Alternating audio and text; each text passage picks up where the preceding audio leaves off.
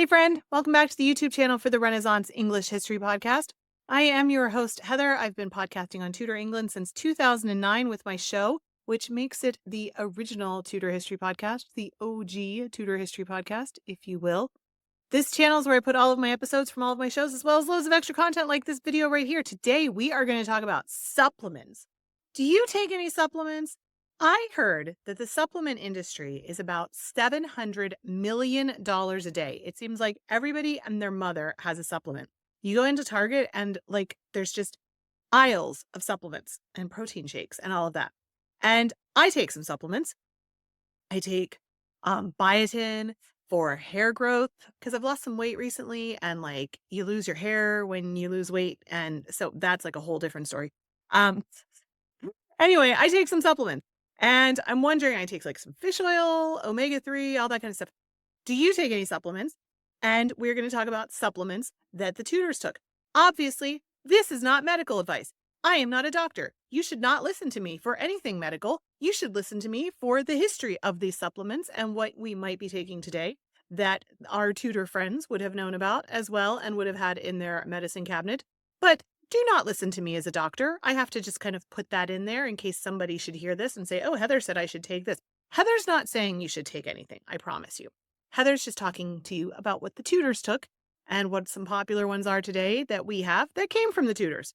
So let's get right into it. Before we start, though, if you want to see more Tudor history in your YouTube feed, and who doesn't, go ahead and hit subscribe so you never miss a video I put out. All right, so when you grab a ginger supplement, for example, for your digestion, or you sip chamomile tea to wind down at night, you probably don't imagine Henry VIII or Elizabeth I or any of our Tudor friends doing the same. But the truth is, a lot of what we consider modern health supplements today actually were staples of Tudor medicine. The Tudors didn't have any kind of fancy capsules or wellness influencers or anything like that, but they did have apothecaries, herbals, and a deep belief in the power of natural remedies. And how do we know? Well, Tudor-era books like The Herbal by John Gerard and A New Herbal by William Turner and The Castell of Health by Thomas Elyot spell out exactly what they used and why. So today we are going to look at the Tudor supplement cabinet and see how many of these remedies are still in use today. Let's start with one of the most timeless areas of health, and that would be digestion. The Tudors weren't, having kale smoothies or taking gut-friendly probiotics or anything like that, but they did appreciate the importance of keeping their tummies in check. They used ginger. Today, we use ginger for nausea. If you've been pregnant, you might have been recommended ginger for your morning sickness. I was. They said chew on these ginger candies they sell. Also motion sickness and digestive issues. And the Tudors also used ginger for this. William Turner published A New Herbal in 1551. And it describes ginger as a warming remedy, perfect for settling an upset tummy. They would chew it, mix it into food, or brew it into a tea or tonic. They also used peppermint. If you've ever had peppermint tea after a heavy meal, for example, congratulations, you've just copied a Tudor-era remedy. John Gerard, writing in the Herbal in 1597, noted that peppermint comforteth the stomach and drieth up the moisture thereof, which sounds like a really fancy way of saying that it helped with bloating and indigestion. Also, fennel seeds. Today, fennel is a go-to for bloating and gas, and the Tudors were all over this one. Andrew Board's Dietary of Health from 1542 recommended fennel as a digestive aid, and it was often chewed after meals, exactly the way some cultures still use it today. What about pain relief and anti-inflammatories? Tudor medicine wasn't always gentle, but when it came to pain relief, they actually had some remedies that still make sense today. Willow bark was the original aspirin. Before Bayer figured out how to make aspirin in a lab, Tudor physicians were using willow bark, which contains natural salicin to reduce fevers and pain. Thomas Elyot's The Castell of Health, written in 1539, recommends it for hot fever and head pains. It might not have been quite as precise as today's painkillers, but it was effective. There was also turmeric via saffron substitutes. The Tudors didn't use turmeric the way we do, but they loved saffron, and it was used in similar ways. John Gerard noted that saffron was a warming and comforting herb, And it was also thought to have anti-inflammatory properties. It was also wildly expensive, kind of like some turmeric supplements are today. My husband puts turmeric in his smoothies. Not as much of a fan. I take it in a capsule sometimes. Anyway, the Tudors, well, let's talk about sleep. The Tudors didn't have melatonin gummies, but they did have herbal remedies that would help with sleep and relaxation.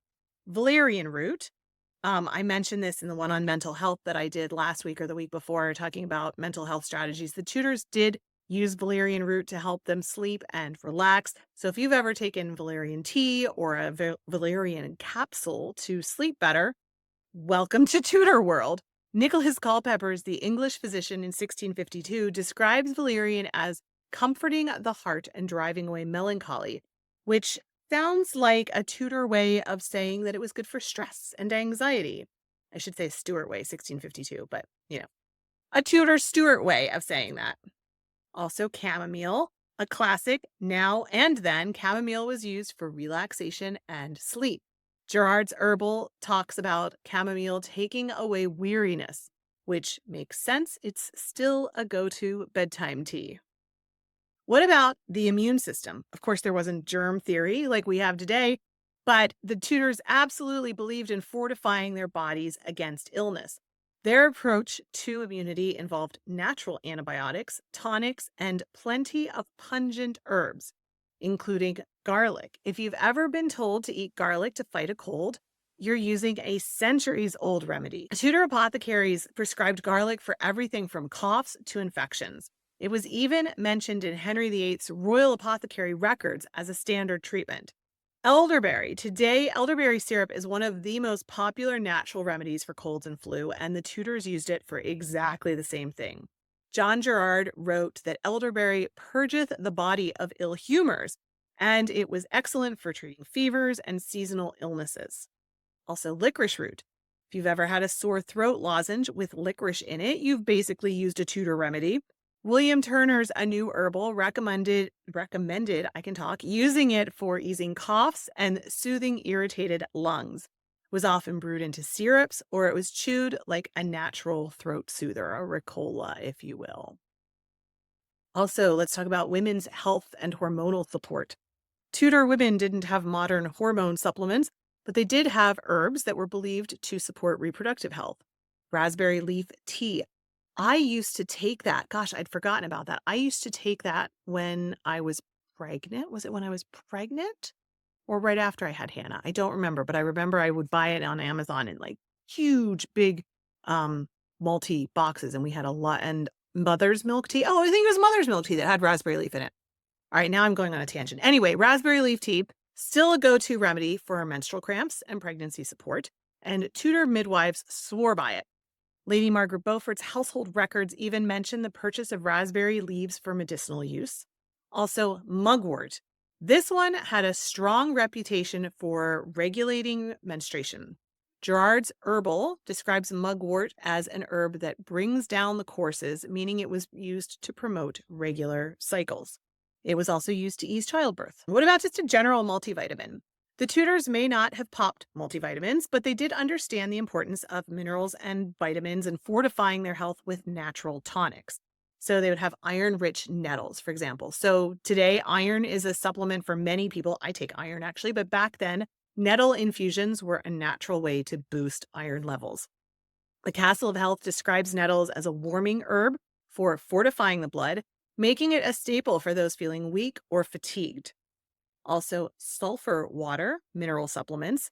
Tudor England had spa towns like Buxton where people drank and bathed in sulfur-rich water, believing it cured ailments from skin conditions to digestive issues. There were all these letters back and forth when Mary Queen of Scots was being held prisoner where she would ask for permission to go take the waters at Buxton and other Bath as well, other spa towns. I don't think she ever went to Bath. But this was popular. These were spa towns. I did do an episode on taking the waters in Tudor England, which I will have to link to. Anyway, also charcoal. The Tudors were onto this trend centuries before modern detox drinks. Apothecaries prescribed charcoal for poisoning, stomach issues, and purifying the body. Gerard's Herbal notes that charcoal could draw out impurities, much like we see today in today's activated charcoal products. So while the Tudors didn't have GNC or Holland and Barrett or fancy supplement bottles or anything like that, they were absolutely using many of the same natural remedies that we do today. Books like The Herbal, The Dynasty of Health, the Royal Apothecary records show just how much their approach to wellness has lasted through the centuries. And honestly, some of these sound a lot cheaper and more natural than what we are paying for supplements today. $700 million a day is what people spend on supplements. That's a lot. Anyway, what do you think? Do you take any of these remedies? Were your ancestors onto something before big wellness got involved? Let me know what you think in the comments. And if you like deep dives like this, consider joining the channel. This year, the members-only minicasts are tracing medieval and Renaissance France from an English perspective. So if you've ever wondered what was going on across the channel while the Tudors were doing their thing, click join to learn more. There's also audio courses, author chats, lots of extra stuff. Just click join to find out more. All right, if you made it this far in the video and you enjoyed it, I sure would appreciate a press of that like button. It helps to feed the algorithm and get these videos to even more people. And I hope I earned your subscription to my channel where I put out videos like this on the regular.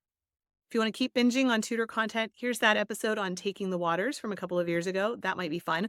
Here's a video that YouTube thinks you'll enjoy. All right, thank you so much for being here. Remember, you are deeply loved. I am so glad I shared the planet with you. I will be back very soon. Don't forget to drink your water. All right, bye-bye, friend.